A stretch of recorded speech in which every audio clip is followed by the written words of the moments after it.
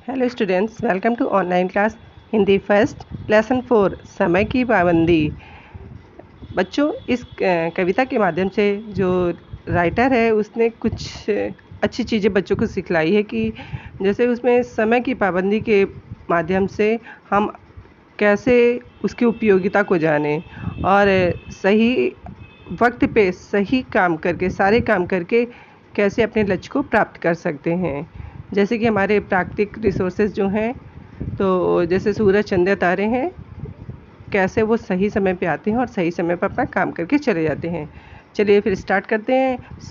सूरज सदा समय से आता और समय से जाता, चंदा सदा समय से आता और समय से जाता, तारे सदा समय से आते और समय से जाते, सारी दुनिया का चक्कर ये प्रतिदिन एक लगाते।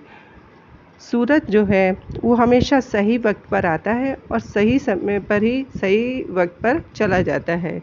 इसी तरह चंद्रमा वो भी सही समय पर आता है और सही समय पर जाता है, यानी कि इनके आने और जाने का समय निश्चित होता है।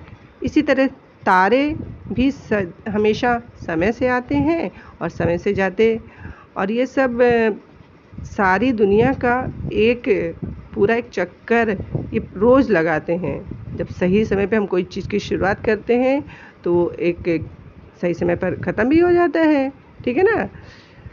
है पाबंद समय के, पल भर देर नहीं करते, ठीक समय पे सोते हैं ये, ठीक समय पर जगते। अगर समय की पाबंदी हम इनसे सीख कहीं जाएं तो फिर हम भी सूरज, चाँद, सितारों जैसे बन जाएं। आप लोगों ने देखा होगा कि सूरज हमेशा सुबह ही निकलता है, शाम में ही डूबता है। चंद्रमा शाम को निकलता है और सुबह को डूबता है, और तारे हमेशा रात में निकलते हैं और सुबह होने से पहले ये चले जाते हैं। तो आप लोगों ने इनको देखा है ना, तो ये एक भी सेकंड की देर नहीं करते हैं। जो समय निश्चित है उसी समय पे आते हैं, उसी समय पर निकलते हैं और उसी समय पर डूब जाते हैं। यानी कि सोते भी, इनका सोने का समय भी निश्चित होता है और जगने का भी समय निश्चित होता है।